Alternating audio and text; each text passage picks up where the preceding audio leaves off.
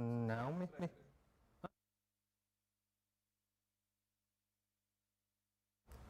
Maybe now it's, oh, yeah, it was on mute.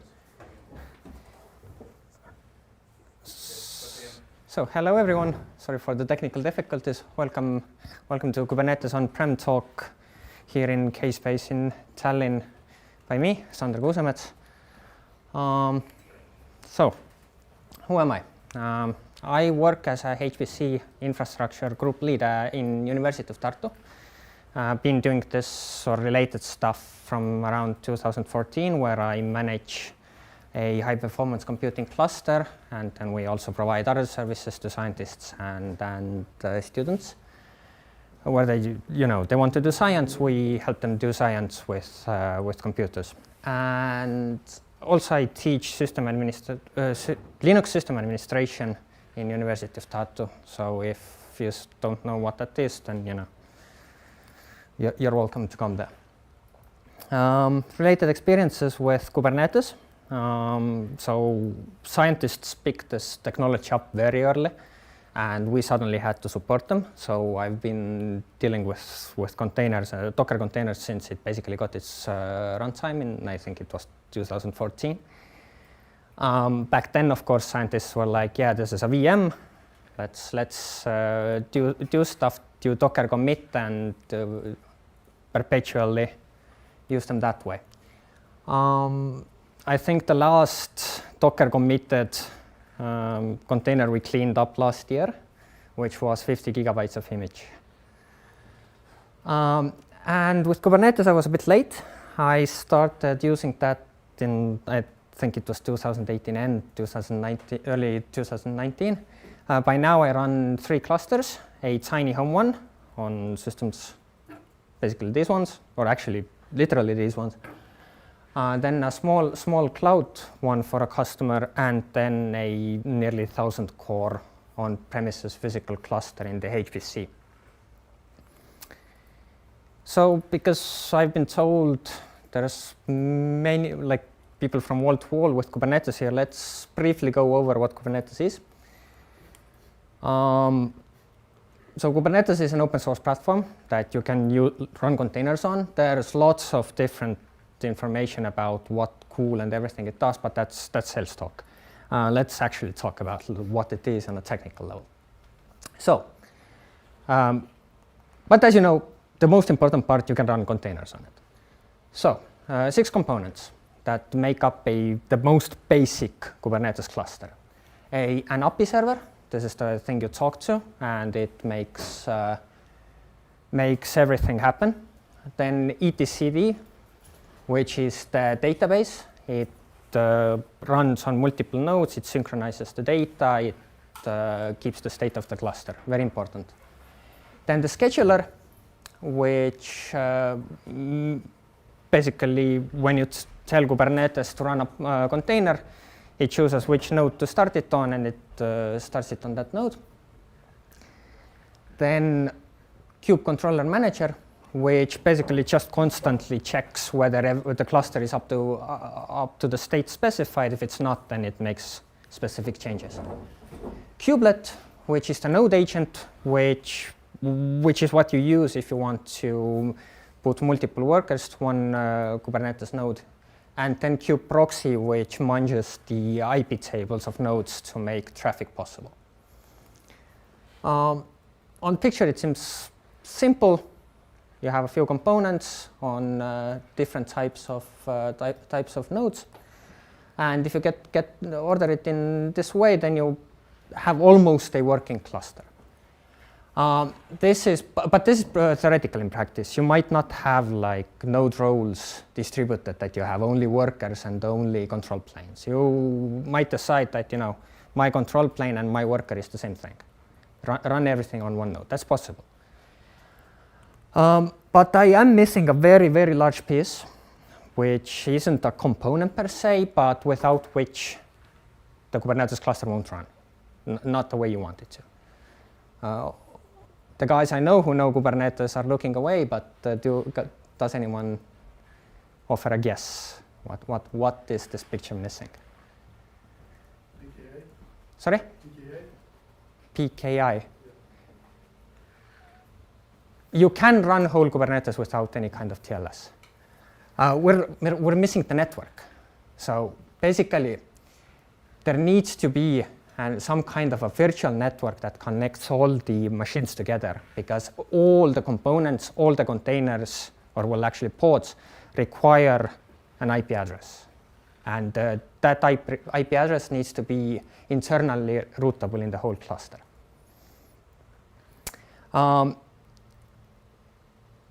There are many different possible virtual network providers. I don't know them all, but my recommendation is that if you want something simple, use Flannel. If you want to lots of customization and performance and want it to work, then use Calico.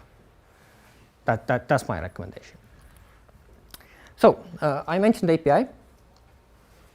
This is the thing you talk to when you use the cluster. You submit some kind of YAML files to it, and the cluster API and the cluster looks at what it needs to do to basically bring the cluster to that state.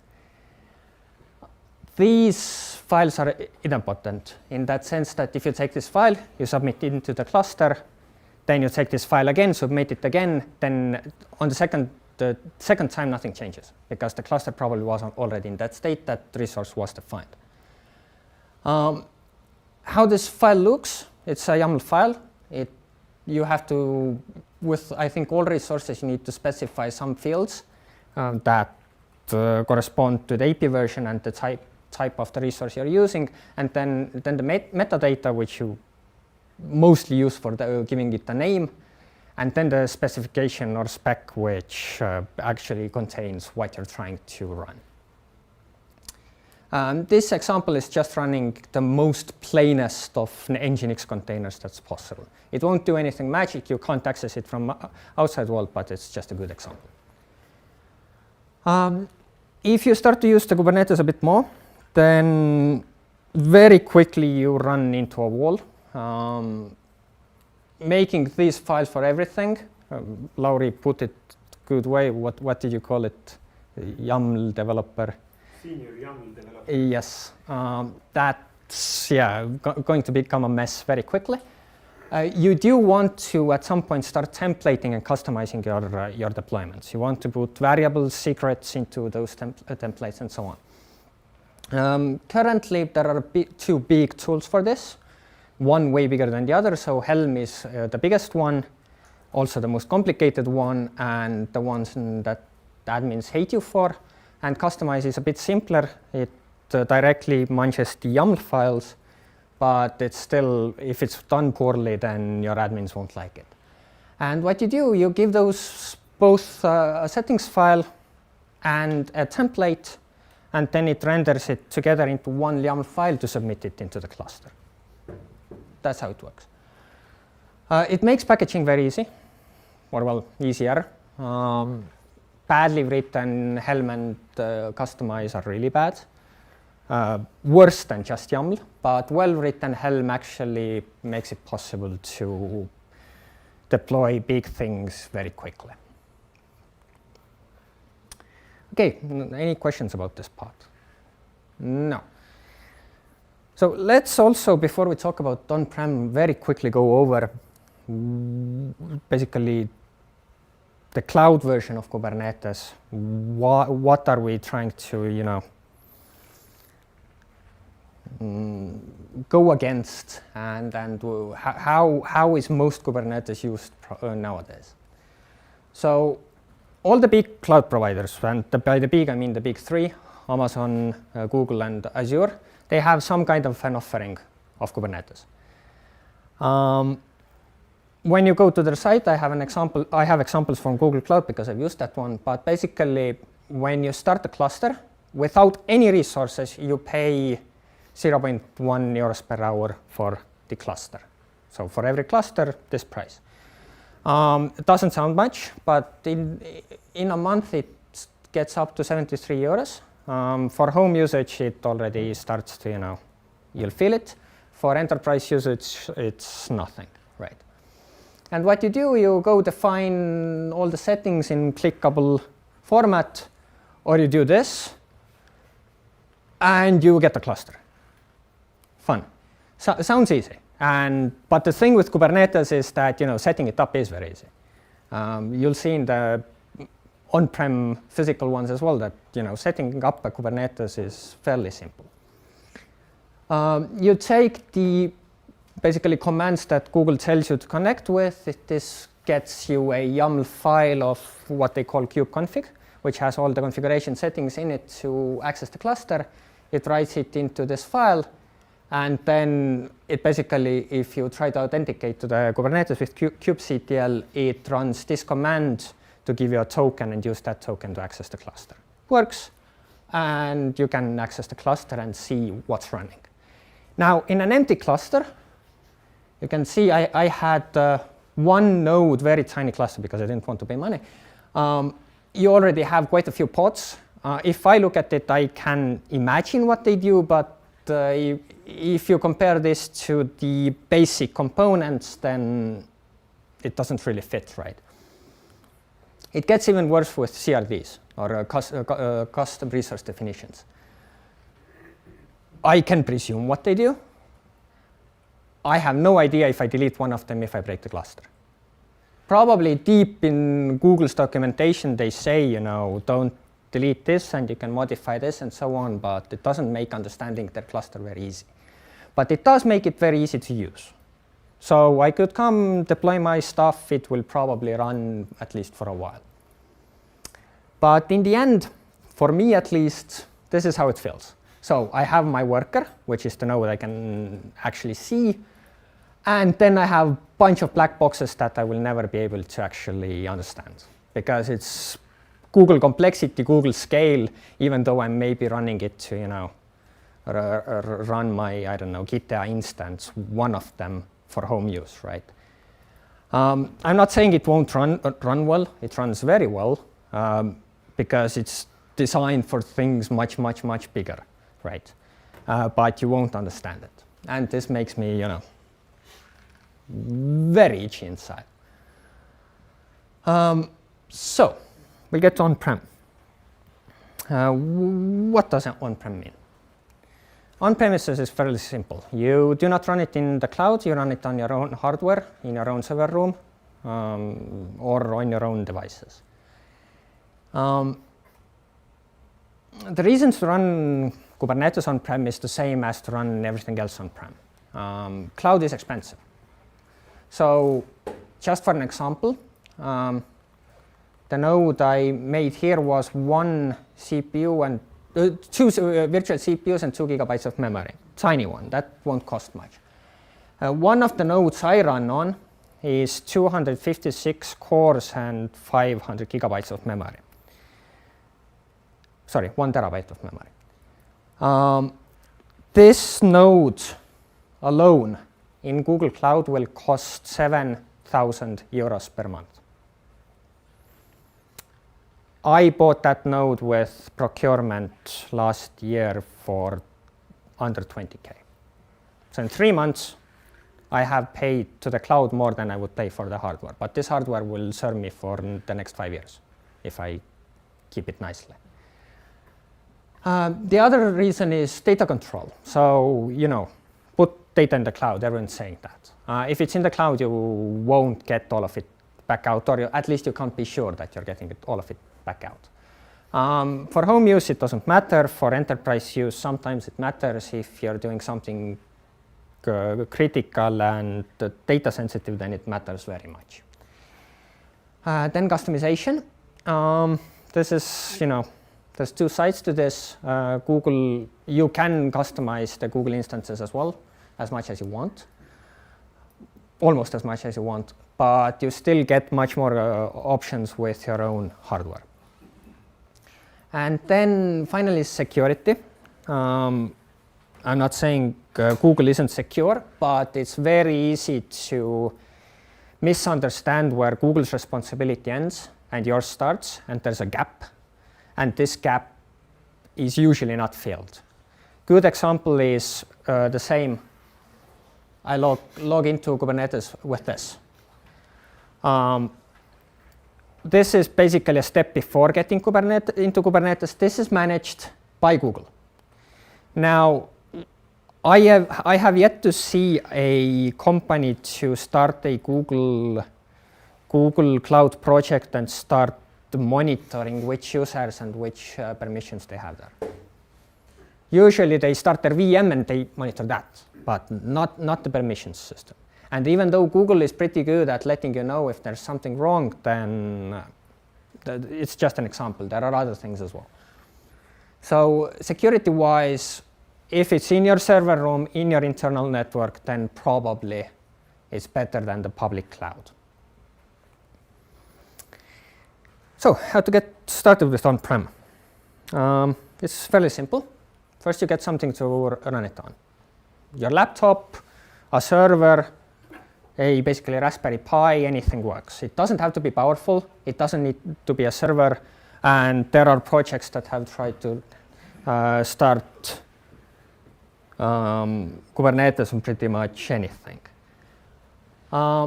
Install an operating system on it, and then you can install Kubernetes. Correct me if I'm wrong. I think Kubernetes runs on Windows nowadays as well. But I recommend something resembling Linux. And yeah, this is my home cluster. I left the master node at home, just in case. I brought the workers here, just to show you. Once you have an OS, you choose a Kubernetes distribution, the good old Linux way of having a million different options for the same thing. I'm kidding, sort of. So if you go through all of these you can install locally, even AVS, because they have something called Fargate or Farreach where you can install their cluster on your machine and then it somehow works. I don't know. Anyways, don't look at this table. Look at this table. This is much better. There are 4 main distributions you need to know. So first one, vanilla Kubernetes. This is the most plainest of Kubernetes as you can get. It starts up, installs the few components you have. It doesn't even install the networking itself, and you're good to go. You install it with tools like kubeadm for command line, kubespray for Ansible, and there's probably many others, or you can even take Kubernetes from scratch and start building it component by component, right? This works well, and we will be continuing with kubeadm today, just to keep things simple. But the other options are Rancher, which is this big opinionated Kubernetes distro, which tries to basically make it easy to start new clusters as a service, for an example.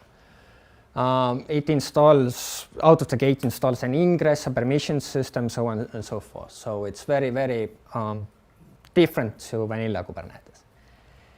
But the one good thing from the Rancher project, for me at least, is K3s. K3s is meant for tiny installations in a sense that on weak hardware. It runs as one binary. You download the binary, you can run it on, it runs on Raspberry, it runs even on tinier things. So this is why it's good, but it's still opinionated the same way as Rancher. It tries to boot, the traffic instance up. And the worst of them all is OpenShift.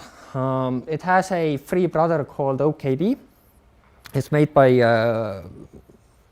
Red Hat guys, and when you start an OpenShift, then when you take something from the internet, you can probably run it on OpenShift, because OpenShift to Kubernetes is like Microsoft is to the internet. They do everything slightly differently, so it just doesn't work. But if you're in a big enterprise setting trying to run the tens of thousands of containers from your internal developers, then it's a good platform, because it has a lot of tools for full application lifecycle management. Sure. So once we have the distribution down, we can continue installing it. kubeadm installs vanilla Kubernetes. Runs fairly simply. You just download a package, and it installs Kubernetes in something called stack DTCD configuration. This configuration means that you do not have the database layer separate somewhere from the Kubernetes. You run it in the same Kubernetes or on the same nodes that your Kubernetes runs on. This has benefits of being very simple to manage, but it also means that if your Kubernetes is down, then your Kubernetes is down. And the most important part of kubeadm at first is to get a control plane node working, where all the components run on. Installation is very simple for one single node. You probably, the back rows can't see me, but you just install the prerequisites and you run kubeadm in it. And you have a cluster. It works. It actually works. You can get the resources, you can get the pods, and you can already deploy stuff. If you ask me, this is as simple to set up one node, one tiny node, as it was in the cloud, right? It doesn't require much of brain power. But obviously, basically there needs to be a reason why Kubernetes admins get paid a lot, right? And this is where we get to the challenges. Is there anything I left out that you feel I left out from your understanding of Kubernetes before we continue? Can you mark the diagram? Yes, sure. There's no CNI, there's no CSI? Yes, kubeadm doesn't take care of those things. So kubeadm only sets up the 6 components I was telling you about, plus DNS. CNI is yours to choose. Container, so for those who don't know, container network interface, CNI is the networking layer, and then CSI, container storage interface, is storage for Kubernetes, which also is up for you to choose. And kubeadm takes no opinions about this. And as you know, Kubernetes at first was meant as a stateless execution environment for containers. Well, Google imagined it that way at first. Anyways, let's get to challenges. And before I get to this, I'll ask, is cursing allowed, or is this a Christian server? This is good. Okay. I will need this later. I'll not talk about the obvious challenges of running on-prem. These are the same as with servers. We all know this, and trying to walk through all the problems with physical hosting is like, for me, it's taken 8 years and I still don't know it. But you have to take care of the electricity, cooling, hardware, operating systems, networking, people, and the general maintenance. If you throw your server in a lake, you won't have Kubernetes, I promise you. Yeah. So let's continue. And I'll go in the order. I'll try to keep it in the chronological order from when I started in 2018 end, when I first time saw Kubernetes, and basically go step by step which issues I got into. And then I'll instantly talk what I did to kind of resolve this. So, from kubeadm init, we have one node, one control plane node. You really cannot connect to this node because it runs on localhost, but it doesn't matter. You might have even networking. You put CNI on it, it's fine until you have your first, upgrade or downtime or whatever. Your Kubernetes is down. So instantly you think there should be a way to have multiple of this, right? Have multiple master nodes so that when you update one, then Kubernetes continues running. Yes, but with the same configuration we used with kubeadm, you can't do it. There's an expectation of kubeadm that there is an endpoint, either an IP address or a domain name, which is capable of routing to all the nodes, all the control plane nodes. With Kubernetes being started on one node, on the node's interface, like most basic interface, this can't happen because if you start the other node, then there's nothing automatically putting traffic there. This also expects that there's CNI networking and you want to make at least 3 quorum nodes, control plane nodes for quorum to happen, because otherwise if you lose one of the 2, then you still won't have a cluster. And resolution is fairly simple. There's 2 different ways to resolve this, either at home or at an enterprise company setting. So in an enterprise and company, it's easy. You start up another node here, which runs a load balancer for your Kubernetes nodes. We're already extending, out from the Kubernetes cluster, but this is the most basic way, most easiest way you can do it. You run HA proxy on it, you put all the nodes all the master nodes you want into the configuration, and it will work. You just proxy the port 6443 on layer 4, and it works. The other slightly more complicated option is necessary when you try to run it on things like this. You have 3 nodes, you don't want any more nodes, you don't want to waste electricity, but you want multiple masters. So what you can do, you can define a virtual IP that will jump between the hosts. There are multiple ways to do this, but my recommendation is the kubevip project. It runs as let's call it a deployment on the Kubernetes, and it takes care of moving the IP address for you. And then you can use the new virtual IP address as the endpoint to connect all your nodes. And it works fairly well for tiny things. With the node with the IP on it dies, then you lose a few pings, but it will a new node will start answering to those requests fairly soon. So now we have basically an actual cluster. We have multiple control plane nodes, and we can also connect worker nodes. You can connect worker nodes to one node as well. Those don't need IPs, but that's the general sense. And then your first reaction is, let's start deploying stuff. Let's put things to work in our Kubernetes. But if you're doing it, then probably it's fine. But if you give access to random developers who don't know and don't care about what's running underneath it, they know it's Kubernetes, then the first thing I promise you is that they try to put data on it. That's the first reaction of everyone I've seen. As you know, Kubernetes was initially thought of, because containers were initially thought of to be, that they should be stateless. So we're kind of in between worlds. Nowadays, it has been agreed that, okay, fine, put things on Kubernetes, just replicate them in some way, it will work.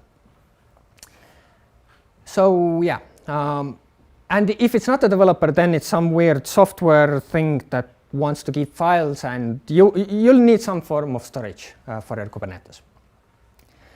Kubernetes has something called container storage interface to standardize requesting storage. And this is basically what you need to add to your Kubernetes to make it at least partly functional to developers. And with physical on-prem, you truly have 5 solutions. First option is, you say one node is enough. I'll use one node, everything runs there, that's fine. Obviously, can't really manage that. The other option is to put some magical non-operator operator that does some magical replication between the nodes, something like Longhorn. It works.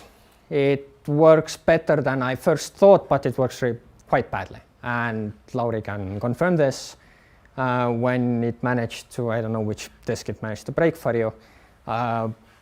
For me, currently, I have a problem with Longhorn where it's backup process or backup pod does not end. It just doesn't end. It runs for 22 days, backup in progress. No. Then if you're in an enterprise setting, then you might also think of a more complicated storage solution like Ceph or Cluster. Those require a different cluster. So you have Kubernetes, and then you have a storage cluster. Yes? There's also Rook, which is... Yes, I am scared of that. Installing that, I went through it, was like, yeah, I'd rather not. Probably works, but I'm afraid it then starts to kind of work like Longhorn. And using storage with a thing from a thing that are the same thing doesn't make sense to me. Fourth option is NFS. This actually works. When I found out that you can use NFS as CSI, 2 YAML files, it works very easily. If you want to request for it as well, you can put some kind of operator on it that manages the mounts. But basically, if you have an NFS somewhere and your Kubernetes nodes can mount it, you can easily use it. In HPC, it's very important because we have several petabyte file systems that we want to put out, but it doesn't have any kind of interface that Kubernetes would eat except NFS. Yay. But yeah, the last option is call everyone an idiot, all the developers, and do application layer application like Lauri tries to push. This works really well if you have the time to set it up.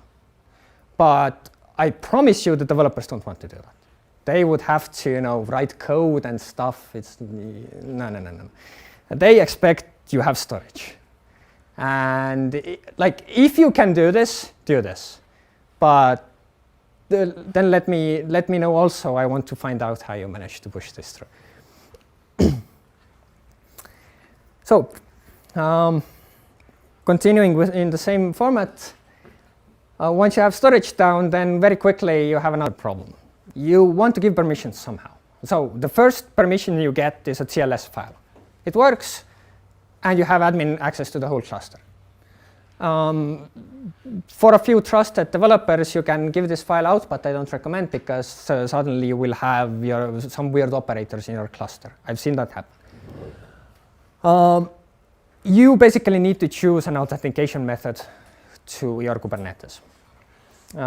Few years back, the OIC wasn't yet that popular, at least for self-hosted. Then your first thought in enterprise is LDAP. Kubernetes doesn't do LDAP. Kubernetes is all about tokens or TLS. So how do you solve this? So you can see all the different options. I'll go through a few of them. So the first option is just to keep using TLS. It works. You have to give them the TLS files somehow, but for like 2 years it works. Then the certificates expire and you have to do it all over again. The other option is to use proper methods like OIC. So it looks kind of like this. With kubectl, you log in through the browser to some mouse server, and then you get back a token, and then you can access the cluster. This works as well. It works actually really well, but I personally really dislike going to an authentication server through the browser to get the token. But that's my personal opinion. Third option is to use signed TLS certificates, but with something cool that does it for you, like HashiCorp Vault. Fourth option is to have a proxy that knows that it's you, and then it gives out basically gives out a token or tells Kubernetes that this guy is cool. And fifth is a static token file inside Kubernetes, which you have to replicate to all the nodes. Really annoying. My recommendation is that you do OIC nowadays. If at all possible, do OIC. Either with Google Authentication if you don't have your own, or something else, but do that. When I set up my cluster, I decided to go with option 1 because self-hosting OIC was a pain, and so on and so on. Read that. That's the actual reason. Yeah. And after deploying Keycloak, which is an OIC provider, on my Kubernetes cluster, I thought, now I can use OIC. Who can see the problem with that logic? My first Keycloak was down very often, and getting rid of my access to the cluster when Keycloak was down seemed like a bad idea. So I continued using TLS for myself, and users and developers, they can use OIC. I don't care if they can't access. It's important that I can access if something is broken. And eventually, I started using HashiCorp Vault for all the other things like secrets and SSH signing as well. So I also started using it for Kubernetes TLS signing.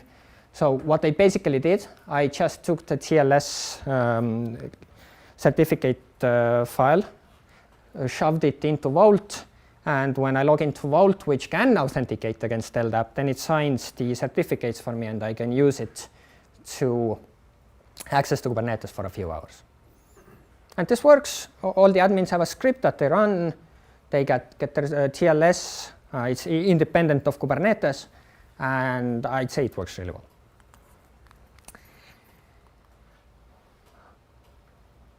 But don't go, again, if you start reading about Vault and Kubernetes, the first thing it wants you to do is to deploy Vault on the Kubernetes. If you're doing this, don't deploy your Vault on the Kubernetes. Okay, and now we're basically at the state, developers can get in, they have storage, they can deploy stuff, but apparently developers and users are not very happy when they have to do everything. So developers especially instantly are asking, where's the database? Now, in an enterprise setting, you might have a different system for the database, but if you're running something like your first cluster or things like that, then you need to get the database from somewhere. The first option is, you take the YAML file, you shove it into the cluster, it kind of works. But as you get more resources, more processes, you want to start updating this, then it becomes a pain. Kubernetes solves this problem by providing something called operators. Operators are these service as a service things inside Kubernetes that you can use to request deployments. So you say you deploy a MySQL operator, then you get a new manifest or a new manifest type that you can put into the cluster, and if it is okay, then the cluster automatically makes you a MySQL. And this works, and it's used a lot, and if you try to install anything on the Kubernetes nowadays, then they tell you to use an operator. And I do mean anything. You want to use Mattermost, which is a Slack server, or you want to use AVX, which is the free version of Tower, and it tells you to install the operator so it can install the software. That's insane. But in general, it sounds like a good idea for admins because you have one place to manage all your MySQL clusters, right? But if you start going through this, all the operators that you need, all the operators that developers want you to have, then the list just grows and grows and grows and grows. And there's software. What do we have to do with software? We have to manage it, we have to update it, we have to secure it. When you get an operator, they tell you to install MySQL operator. Your first reaction as the cluster admin is to go to the website, take the YAML file or take the Helm file and shove it into the cluster. Hope it works. If your cluster grows even slightly bigger, my recommendation is don't do this. After about 5th operator, if managing that cluster isn't your full-time job, it will get very, very colorful. You will have different operators with different versions, with different YAML files, with different configurations somewhere. If you put it into Git, it's slightly bit better, but it's still fairly bad. So my recommendation is that even if you use Helm, even if you use Customize to do those operators, use something to template the templates. So, for an example, for each of these operators, you configure a HashiCorp Terraform I don't know how they call it, playbook or whatever, which does all the applies for you. It works as infrastructure as code. You have it all defined. When you start deploying something, it tells you that this thing changes. It's very important with these kinds of operators. If you don't want to use Terraform, sure, use Pulumi, use Ansible, use Bash scripts if nothing else works for you. I know Lauri's hair just raised up, but it's still better than nothing. And if you do this, then in about 4 months, when the Kubernetes version changes and you need to update the Kubernetes version, you will be thanking me. Because sometimes when you update the Kubernetes version, you need to update the operators, or sometimes you cannot update the operators, and it's complicated. Challenge 5. I'm talking really quickly, ain't I?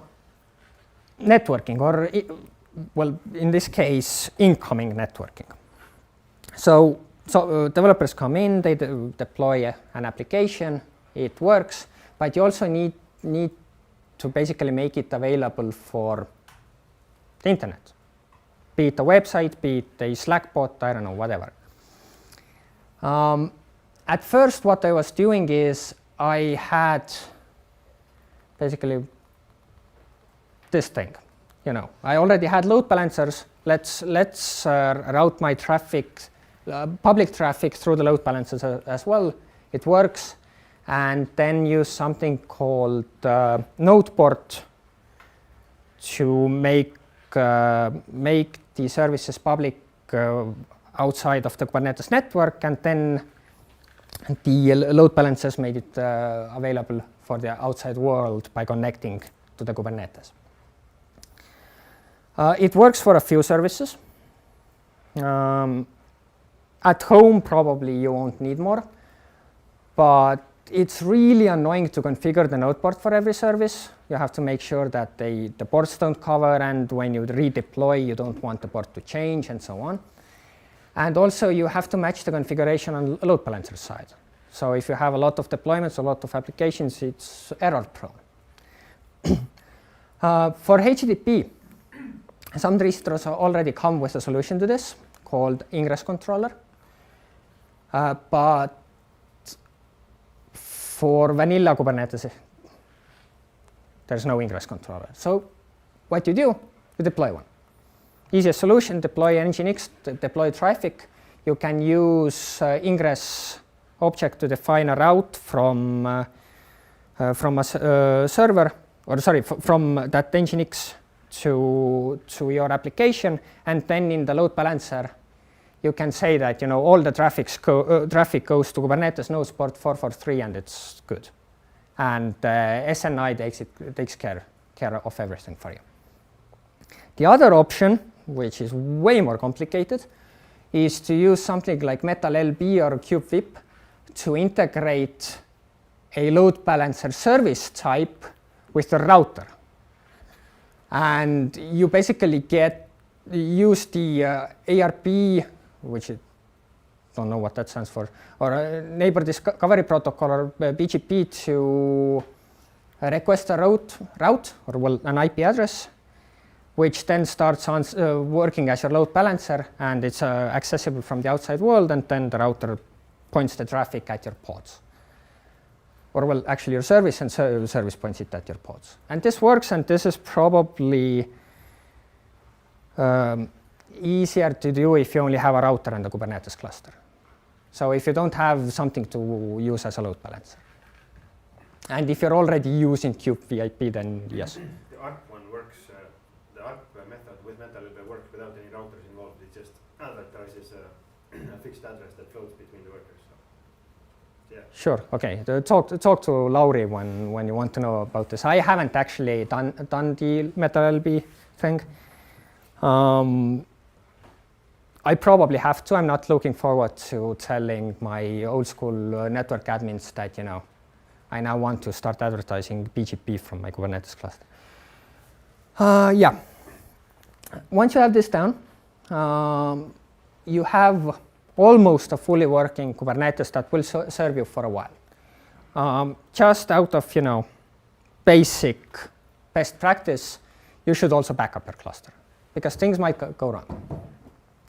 Now, in case of Kubernetes, it might be weird to understand what do you need to back up. Of course, you need to back up the data, like I don't know, Longhorn volumes. That makes sense. But what else from Kubernetes do you need to back up? My recommendation is that you keep all the configuration in some kind of an infrastructure as code tool. Then you don't need to back up to literally the whole cluster. You only need to back up data, and you need to back up secrets. And for secrets to be backed up, you need to back up etcd, and you need to back up Kubernetes certificates, especially the CA certificates.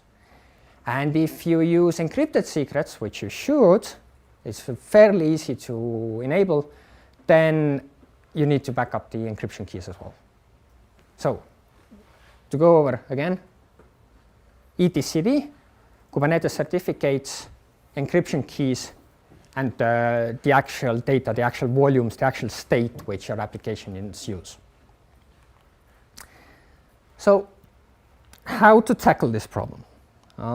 Sorry, this is not readable, but if you, it's Googleable. But basically for data, so for example, Longhorn instances, you just use the method that Longhorn supports. You would say that, my NFS server is there, shove my backups there, and Longhorn will, if you don't break it, will do it. Same with S3. If your solution doesn't support this, then good old rsync might also work. But this does nothing for the secrets, etcd, and encryption keys. Again, because I am an admin at heart, do not send the backups back inside your cluster. You can't restore the cluster when your cluster is down. It doesn't help.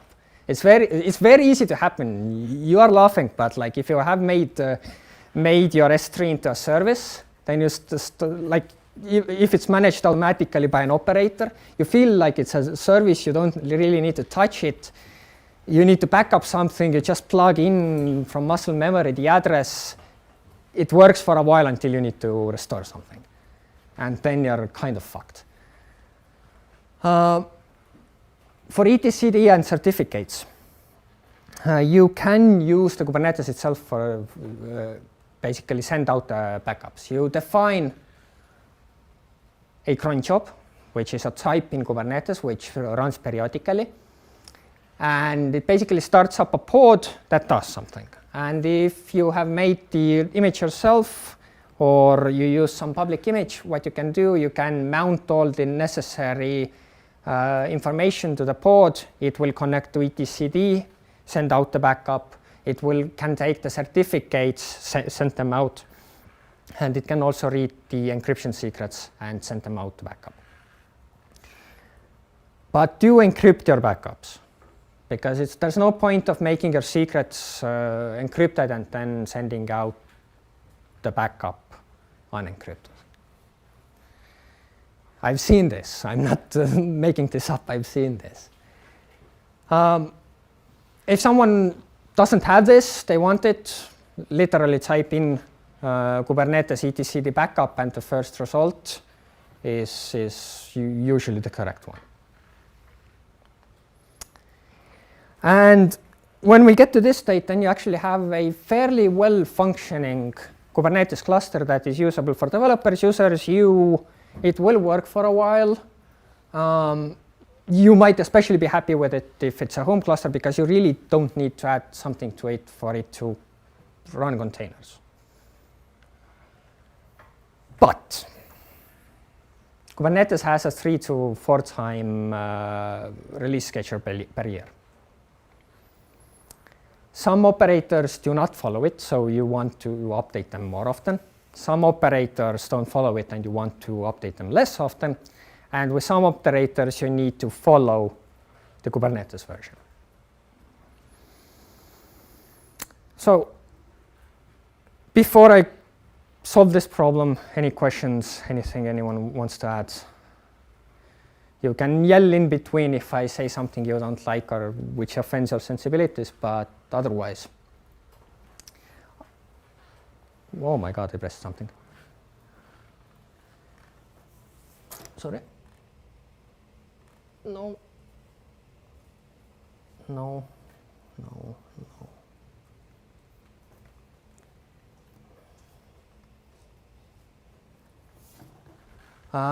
Yeah, so at some point you will get to a point where you need to upgrade everything. And I do mean everything. You need to upgrade your operating system, you need to upgrade your Kubernetes upper version, you need to upgrade all the operators running, you need to upgrade the software that's running inside the pods. And you might even need to upgrade, the container execution runtime. So, what's your first instinct? How do you upgrade the operating system of a Kubernetes server? Well, yeah, exactly. That's what it is, right? If you install Ubuntu on it, that's what you need to do. Install Ubuntu on it, you run this upgrade. What's the next step after doing that? What's the best practice after doing that? Well, sorry? Regret. Regret comes a bit later. There's one step in between. You need to either reboot the services or the machine, right? It would feel like, I have 3 masters, it doesn't matter. I reboot the machine, everything fails over, all is well, and all is well if you're doing it one by one and keeping an eye on it. But I promise you, especially with Longhorn, if you write an Ansible and you reboot the next machine when this one comes up and do it for the whole cluster, then your Longhorn will be broken afterwards. Why? Because when your machine comes up, then it's not up yet. The Kubernetes isn't up. Then it starts rebuilding the application layer data. So Longhorn starts replicating the volumes back to this drive. And if you go through all your nodes quickly with Ansible, then you won't have data afterwards. Then it's disaster recovery. So yeah, how to resolve this? You write either good automation that magically can look into the Kubernetes cluster, get the state, know everything is working. Really complex, I would say. The other option is to use image-based provisioning that boots up to a new version and basically works without doing the upgrade when you're already rebooting the machine. And if you're using it properly, then you're using distros that are actually aware of the Kubernetes running on it. I know of 2, but there are probably more. So Flatcar Container Linux and Talos Linux. These systems run as images. They are distributed as images. You template them, and when your Kubernetes node boots up, they take it from somewhere, let's say a PXE server. They start up all the components they need, which in Flatcar's case is 5 components for the whole OS. Systemd, SSH, container runtime, which by default is containerd, bash, forgetting something. Network something. Well, it handles network with systemd. It does everything with systemd. I am forgetting something, but it's very, very simple. Talos is even simpler. Talos doesn't allow you to SSH into it. It only works as an API. So yeah, they have less components, and you can tell them that you have a Kubernetes on top of it. Do not boot when Kubernetes tells you that this reboot is unsafe. And you can also tell it to reboot occasionally all the nodes in the cluster, but give 2 hours between them and do not reboot any node if any other is down. And this works actually fairly well. I do use it. And another really good thing, in my opinion, is that they run the operating system at least partially in an immutable fashion. Flatcar a bit less, Talos a bit more. So in Flatcar's case, you cannot touch the /user. Once the machine has booted up, it's read-only. And every time you boot it, it takes the /user from the big server again. This means that you have nothing to update inside the machine. It updates when you reboot it anyways. I don't like this button. Sure.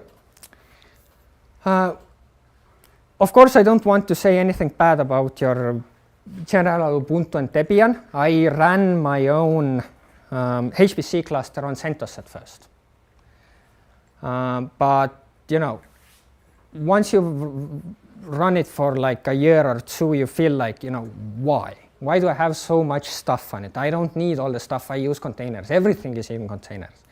And I migrated my whole cluster to Flatcar, and it works. And I've actually not touched it on operating system level after migrating to Flatcar, which was, okay, I shouldn't say because I should have updated in between, but it was 6 months ago. So, but the operating system, upgrading that is only the first step. You also have to upgrade the Kubernetes layer. Now, with Ubuntu or Debian, when you did Ubuntu or CentOS or Debian or whatever, once you did the package manager update, it also probably upgraded the components for Kubernetes.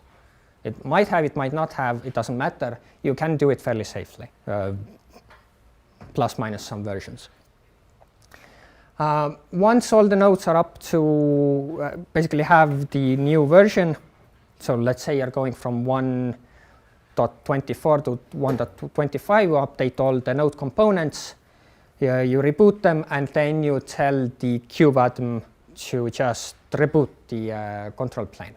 And kubeadmin is smart enough to not pull down your cluster, usually. I've had it happen once, but that was my fault. So it basically reboots all the control plane components by destroying the pod and starting up a new one with a new version. The upgrade process that everything in Kubernetes uses. Kill one and start the other.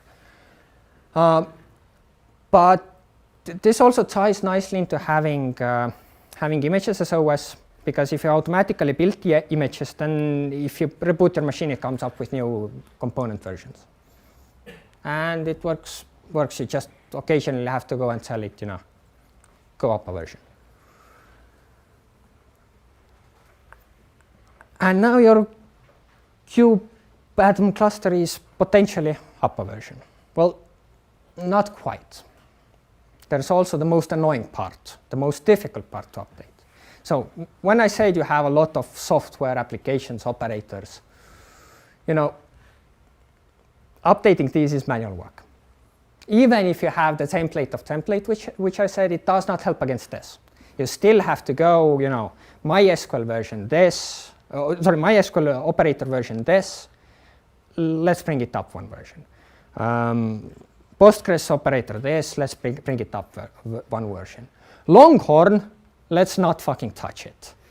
Because Longhorn 1.3.2 released after Kubernetes 1.25 did not work on Kubernetes 1.25. If you did the upgrade, then disaster recovery. I thankfully found it out on these nodes. Basically, Kubernetes version 1.25 removed a security method, let's call it policy method, which Longhorn depended on, and it didn't know what to do if it didn't exist. And yeah, Longhorn just shut down. It just didn't work, and it also managed to corrupt most of the data while in the process of coming up.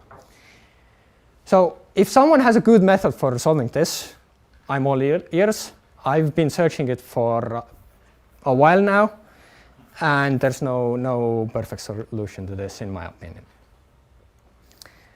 But yeah, the problem is simplified a little if you do use the templating of templates, because then you have a big file with everything you have on your cluster.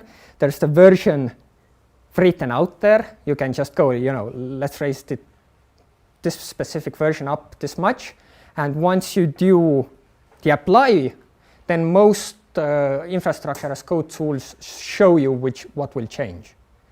And this apparently, I didn't think it's as important as it is. I used to have a Git folder with 40 subfolders for all the operators and apps I need to apply. Once upgrading Calico, it removed my whole network stack for 10 minutes. After that, I felt that, maybe I need to do it in some other way.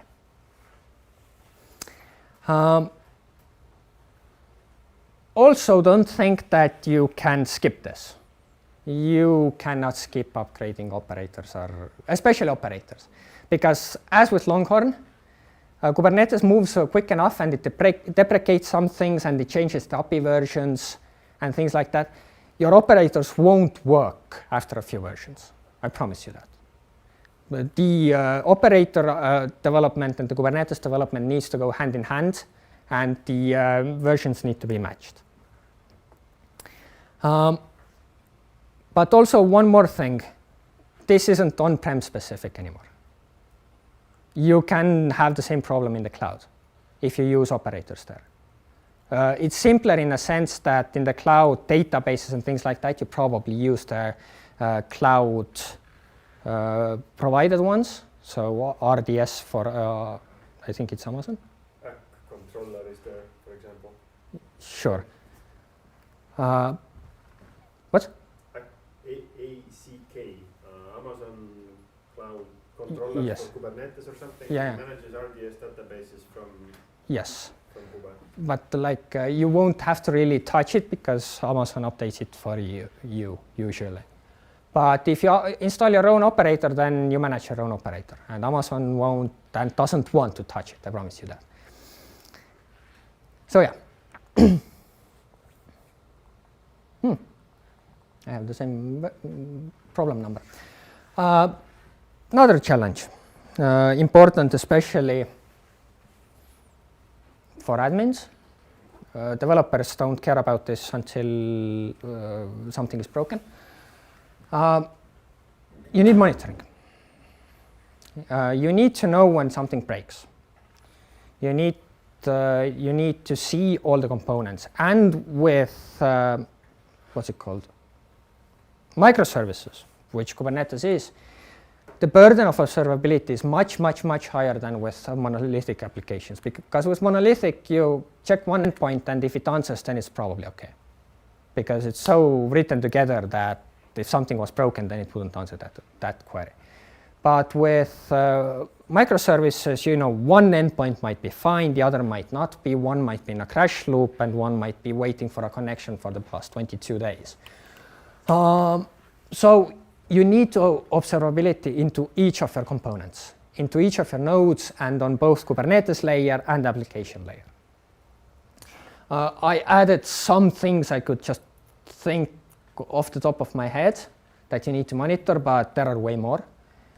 And it is a very enormous task. So if you're running on-prem, the first and only solution I see to this is use Prometheus. Pull the Prometheus operator, run it, it does half of the things for you, you get the most of the information that they think is good. You can also use their own CRDs to add more monitoring, and it works pretty nicely, better than you could probably do by yourself in a long time. When I say Prometheus, I mean anything that supports open metrics. Prometheus is the most prevalent one, but I think there's also something weird. It doesn't matter. Prometheus. This is the basic architecture. So you have the Prometheus server. It asks the Kubernetes API, where are all my targets, what do I need to monitor. Then it pulls the metrics. Most services nowadays, especially if they are like made to run on Kubernetes, they expose some kind of open metrics endpoint, and Prometheus is able to scrape it if it can access it. That is the most difficult part. And once it gets the metrics, the endpoints, it pulls all the information it needs, including information from Kubernetes nodes, Kubernetes services, Kubernetes endpoints, so on. And if you have the other things, then with Grafana you can view that information, and with Alert Manager you can alert based on this information.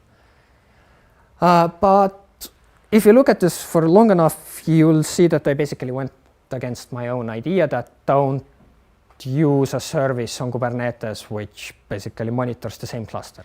Who's going to monitor the monitors? Exactly.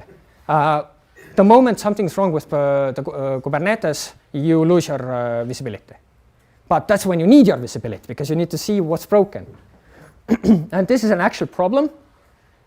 And it's so much of a problem that I don't use the Prometheus operator. I have a separate Prometheus with thousands of lines of configuration to try to get all the components by hand. But I've written this for years now, and it's still not good. How do I recommend solving this problem is that you have another Prometheus outside of the cluster. So basically what happens, might be slightly too low level, but basically once it gets all the targets, it pulls them in, puts them into its version of files, then it also sends all the information out to some other Prometheus. Actually, it doesn't need to be Prometheus. It can be an S3. It can be something called Thanos, which is made to keep that information. But you probably want to be able to view it, so Prometheus or Thanos. And this still removes visibility from when your cluster, like the moment when your cluster breaks, but at least you can see the information what led up to it. And that's invaluable for debugging what's wrong. And also, you get notifications. Because if your Kubernetes is down, your Prometheus is only on your Kubernetes, your alert manager, which sends the alerts, is also on your Kubernetes. Then when your Kubernetes leaves, you won't get alerts. But yes? It's actually possible to use an external thing that does this keep alive, because alert manager has this. Yes. You can do that, but then you need to expose the alert manager basically to the internet, because they want to cluster together. Just send the HTTP ping or whatever. Well, yes, that's true. My question is though, how does alert manager handle Prometheus leaving? Because if it doesn't have, like, alerts are a Prometheus thing, right? Yes. You can see them from the Prometheus. There's this dead man switch signal which keeps firing all the time, and like for example, if you use OpsGenie, then OpsGenie expects that to fire all the time, but if it disappears, then it knows that something is wrong. Okay. Then you get messaged about monitoring stack being down. Yes, we're getting more complicated and complicated. But that doesn't solve the problem of what the hell happened. Yes, so basically, to this problem of having Prometheus operator, the only solution is having something else as well. Either be it the OpsGenie solution, or be it other alert managers, or my idea of another Prometheus or Thanos, right? And that's how it is. No good solution if you only have 3 Kubernetes nodes. Sorry. Yeah. And the challenge, this is actually challenge 9. It's also the last one I got into. And this, again, isn't on-prem specific. But basically, the idea is that if you let users onto your cluster, then bad things will happen. IT would be so simple without users. It's so fun, just build Legos. No, you need to have users because they pay you. When users get to your cluster, they start doing weird stuff because it feels right to them because they don't know what's correct. For them, it's important to just to get something to work. I'm not commenting on users' intelligence. It's just, you know, they haven't spent the last 2 years looking at Kubernetes command line, and it's obvious, right? Here are some examples that have happened in my cluster before I use the solution, which I will show you. So first of all, important application. No anti-affinities defined, so all the pods were on one node. That node went down. Sorry. Pods use privileged mode. This means that they can mount anything anywhere and on the cluster, including if they somehow get on control plane, the control plane CA certificates. They saw a template file from the internet and they ran it. Obviously. Same with host path and system directory mounts. You can actually take over a Kubernetes cluster by, if you don't have protections against this, you mount the container runtime socket into a into a container, and then you can run any pod you want, or any container you want on the node. And because if you use Docker, then putting / privilege to it to become basically root, very easy, right? Nowadays it's slightly harder because of the thing I will show you. Then no network policies. If you know Kubernetes, you know that a default cluster is basically completely open to each other. So if you make a namespace, which should technically be like a separate cluster, like they tell you a virtual cluster, and then you make another namespace, then they can talk to each other. Both ways. There is nothing blocking this. And with vanilla Kubernetes, this is also with the kube system, which is the privileged controller plane, control plane components. Just talk to them, no problem whatsoever. There's a problem you should add. So this is why Kubernetes has something called network policies. If you use most CNIs, I think, where you can tell it that, you know, from this specific location, do not allow traffic to here, and it's basically like a firewall for a namespace. And you should use them if you don't yet. And I promise you, no operator ever does, and no developer also ever does. It's up to you, admin, to figure out why, where, when, how, you know. And the last thing is no limits requests. So basically, with Kubernetes, you can, when you deploy something, you can tell it, you know, I want 2 CPUs and I want, let's say, 4 gigabytes of memory. You say that as a request, and then Kubernetes makes sure that you have these amounts of resources. You can also add limits. So if you request 2 CPUs, 4 gigabytes of memory, you can say limit it with 4 cores and 8 gigabytes of memory. And if the pod goes over it, then it gets killed in the good old Kubernetes fashion and started somewhere else. This helps against, you know, things bubbling up to be infinite in size. You should use them because otherwise your things start fighting for resources. And it will happen. The question isn't like if it happens, the question is when it happens, because we all know memory leaks are a thing. And if you don't have something that keeps killing pods every now and then some pods run for, I don't know, 90 days, and during that time it's very possible that it gets full. And also liveness and readiness probes. So Kubernetes has no way of checking whether the thing is up or running or okay or whatever else. There's no point of Kubernetes if you don't use this, right? And Kubernetes does not have a way to handle these defaults sensibly. No built-in way. So if you get a Kubernetes cluster either in cloud or on-prem, nothing you can do about it. You just can be a good admin and make sure that every resource has these things. Now, how do you solve it nowadays, actually, without having to go over all the thousands of resources that you have in your cluster?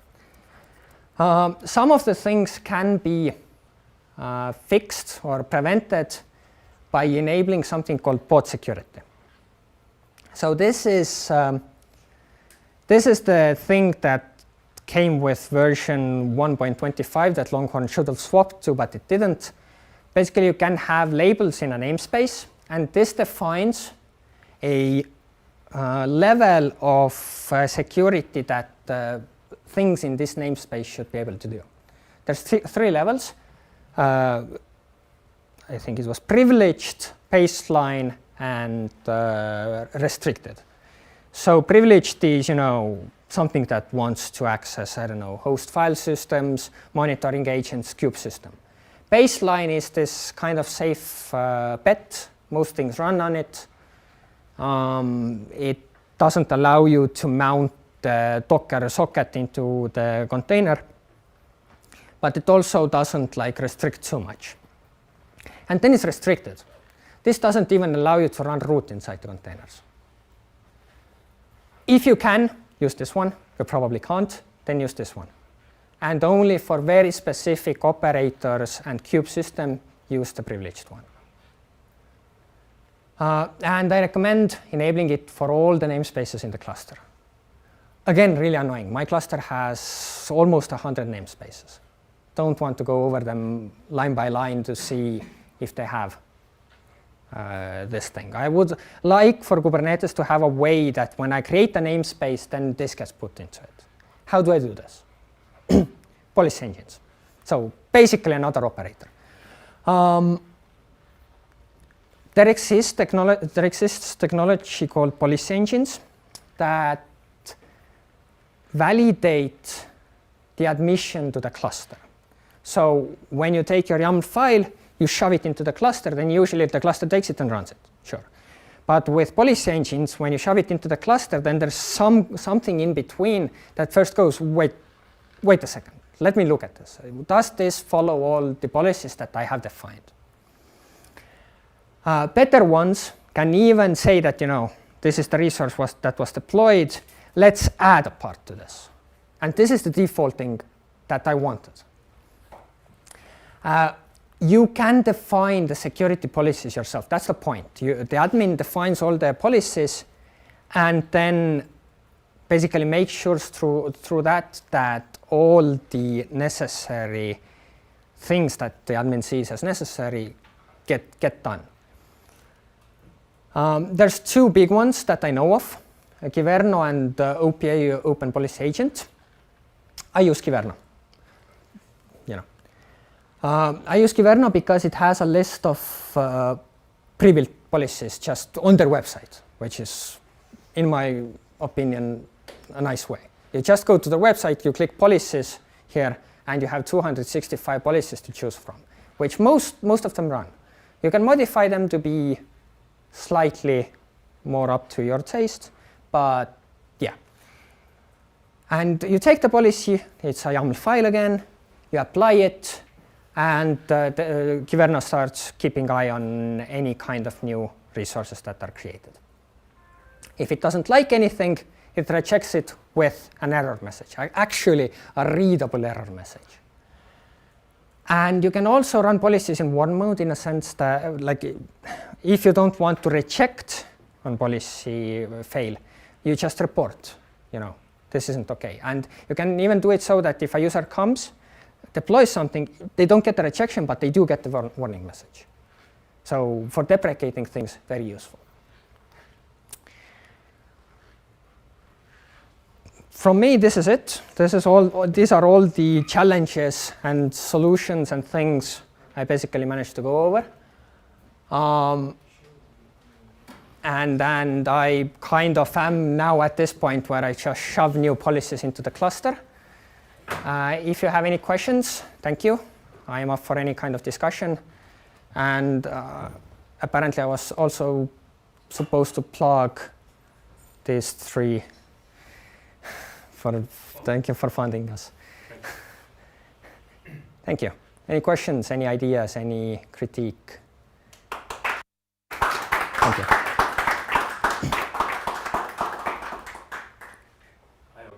Yeah. You didn't mention micro Kubernetes on the distribution slide. Yes. What's your feeling on that? Great for testing out things in your own computer, but sorry, micro Kubernetes. You don't mean Minikube, right? No, I don't know that. It's from Canonical, which is a bit of a warning. Yeah, that sounds like a warning, yes. But I really haven't tested it. So for me, the K3S has done everything I need. I like it that it runs in one binary, and I haven't had to look somewhere else. As you can see, it's kind of difficult to keep an eye on everything. Do you have an opinion on a CI/CD tool in this universe that you've constructed? No, because it's like ask anyone and for a good CI/CD tool, and they say no. Like ask for if they like their CI/CD tool. Maybe Lauri does because he's built half of it himself, but but otherwise, especially in the enterprise solution, CI/CD is like your ticketing system. No one likes it, but they have to use it. So I would say use the one that fits you. In university, we use Argo CD, but we use it wrong. We use it in push format because, in my opinion, it's insane that you have like 40 projects in Argo that decide to update whenever they feel like when they see a change in Git. Do you also collect logs somewhere? You talked about Prometheus Wow, yes. monitoring, but Yes, I didn't talk about it because I thought I'd leave it out because it's not on-prem specific. But yes, we do collect logs. We use Elk for it. So the full Elasticsearch Kubernetes, Elasticsearch logs-Kibana stack. We have exporters on the nodes that listen to the varlib container path, and just send out all the logs as JSON. It's a thankless job. If you have enough containers, then you can't parse all the logs, you just collect them. As Lauri found out, then Kubernetes is fairly quick to delete those logs if a pod dies. So the systems need to be very quick. And Elk basically follows the same fashion that does Kubernetes move quick and break things. So trying to match them to both be happy is a lot of work. My fairly tiny cluster collects 3 terabytes of logs every month. So you store them? Yes. I store them in Elasticsearch for a while, and then they get sent off to cold storage.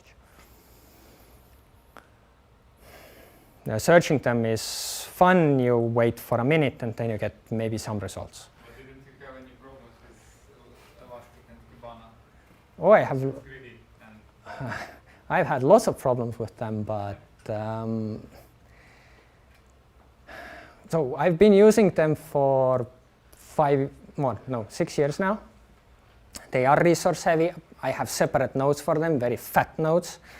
They are still resource heavy, and if you start doing machine learning on them, then you go nuts. But basically, I've trained all my developers and users and everyone to use that one, so changing is not really possible. And if we do not take cloud services into consideration, then there ain't many other good ones either. So we have Loki, which works, but I would have to convert all my rules, and it uses Grafana, which I would also have to pay for to get access to users and granular permissions. Then there's Greylog, which is paid and also uses Elasticsearch under it. There's one more, but I can't remember it right now. So yeah, basically self-hosted. What else do you use? unless you want to use RSS log. No, I'm actually asking you, like, do you have a good option for this? Yeah, exactly. Yes? What are your observations on hardware profiles and roadmaps regarding the hardware longevity, etc.? Kubernetes, in general, runs well on systems that are slightly older, in a sense that I'm actually doing it wrong. I have a few very fat nodes. Kubernetes doesn't like that. By default, Kubernetes allows one node to run 110 pods. So if we're talking just in longevity sense, in a sense that I buy hardware, how long can I run on it, then for quite long. Is it cost effective? That depends how much you bill for it. If you ask, sorry? Depends how rich you are. Yes. If I didn't answer your question, then I need a bit more specific question to understand what you meant. Okay, yes, thanks. Yeah.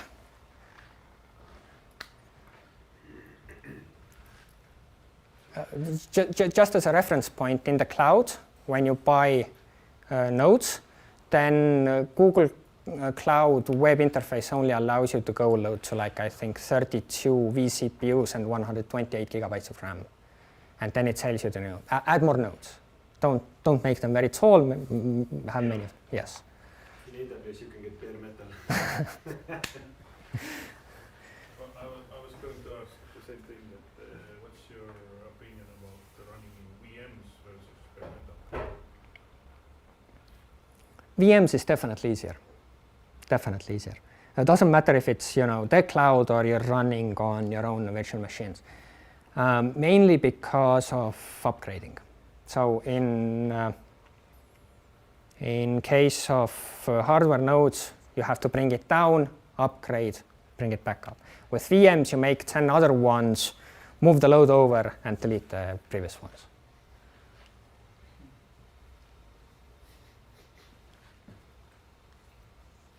I've actually done this hybrid solution where when I needed to move from CentOS to Flatcar, we have a large OpenStack. I made a few workers in the OpenStack, and I just connected them by network.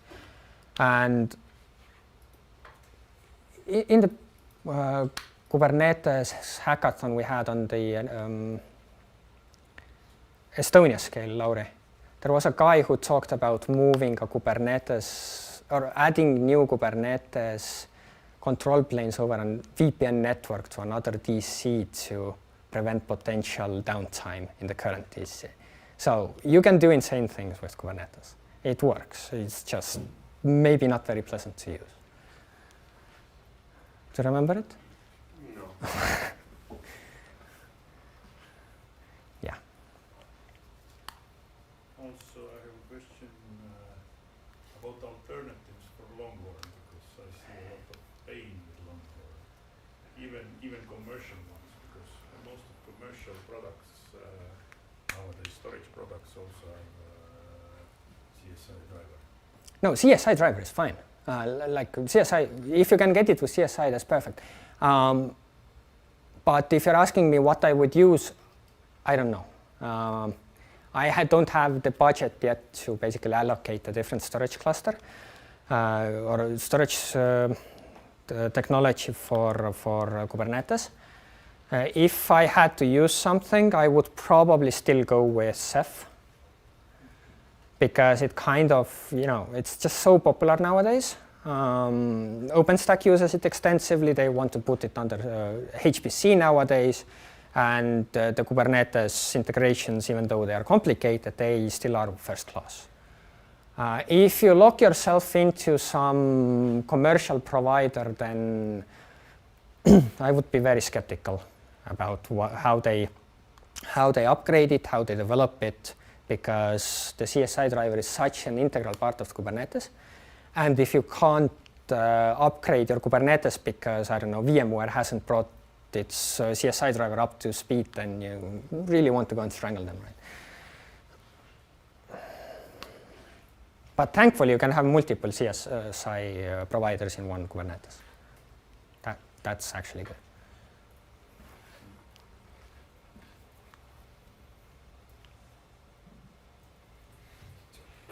Any questions on YouTube? No. I guess that's it. Thank you. Thank you for presenting.